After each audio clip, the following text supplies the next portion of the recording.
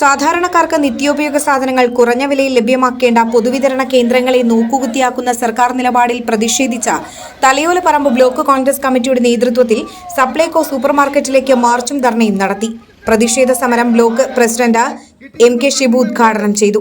വിലക്കയറ്റം ഉണ്ടാകില്ലെന്ന് പറഞ്ഞ് അധികാരത്തിൽ വന്ന പിണറായി സർക്കാർ മാവേലി സ്റ്റോറുകളിലൂടെ വിതരണം ചെയ്യുന്ന സാധനങ്ങളുടെ വില 40 മുതൽ 80% വരെ വർദ്ധിപ്പിച്ചെന്നും കുറഞ്ഞ വിലയിൽ ലഭ്യമാക്കേണ്ട 13 ഇനം സാധനങ്ങളിൽ 9 ഇനവും ലഭ്യമല്ലാതാക്കിയെന്നും MK ഷിബു അഭിപ്രായപ്പെട്ടു. കഴിഞ്ഞ ഒരാഴ്ച മുമ്പ് റേഷൻ കടക്കാർ സമരത്തിലായിരുന്നു. അവർ സമരം നടത്തിയത് അവരുടെ കമ്മീഷൻ വർദ്ധിപ്പിച്ച് കിട്ടണം എന്ന് പറഞ്ഞായിരുന്നു. കമ്മീഷൻ വർദ്ധിപ്പിച്ച് കിട്ടണമെന്ന് പറഞ്ഞ് അവർ സമരം നടത്തിയത് മാത്രമല്ല, റേഷൻ കടകളിൽ അരി എത്താതിരുന്നതിന്റെ അതിന് കാരണം അത് വിതരണം ചെയ്യുന്ന ആളുകൾക്ക് കോടിക്കണക്കിന് രൂപ കുടിശ്ശിക വരുത്തിയിരിക്കുന്നു ഈ ഗവൺമെന്റ്. അത് കടകളിൽ എത്തിക്കുന്ന ഏജന്റുമാർക്ക് കോടിക്കണക്കിന് രൂപ കുടിശ്ശിക വരുത്തിയിരിക്കുന്നു ഗവൺമെന്റ്.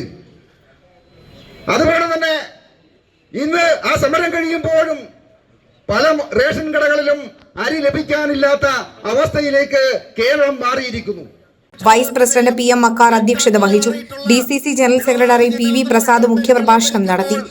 നികുതിയുടെ കാര്യത്തിൽ എന്തെങ്കിലും കുറവുകളുണ്ട് ജനങ്ങളിലേക്ക് ഒട്ടേറെ നികുതി വർധനകൾ അടിച്ചേൽപ്പിച്ചുകൊണ്ട് ഈ സംസ്ഥാന ജനങ്ങൾക്ക് അവരുടെ ജീവിതം ദുരിതപൂർണമാക്കുന്ന രീതിയിലേക്കുള്ള നികുതി വർധനമാണ് കേരളത്തിൽ ഉണ്ടായിരിക്കുന്നത്.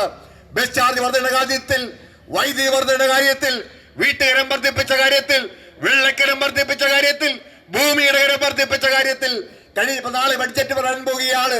കഴിഞ്ഞ ബഡ്ജറ്റിൽ ബാലഗോപാൽ പ്രഖ്യാപിച്ചത് 5000 കോടി രൂപയുടെ നികുതി വർധനമാണ്. കേരളത്തിലെ 3.5 കോടി ജനങ്ങളിലേക്ക് 5000 കോടി രൂപയുടെ നികുതി വർധന അടിച്ചേൽപ്പിച്ച ഗവൺമെന്റ് ആണ്.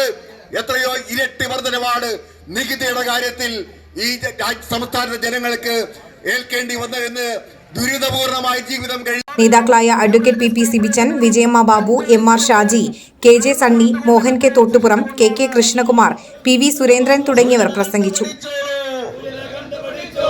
സൂചന കണ്ടുപഠിച്ചില്ലെങ്കിൽ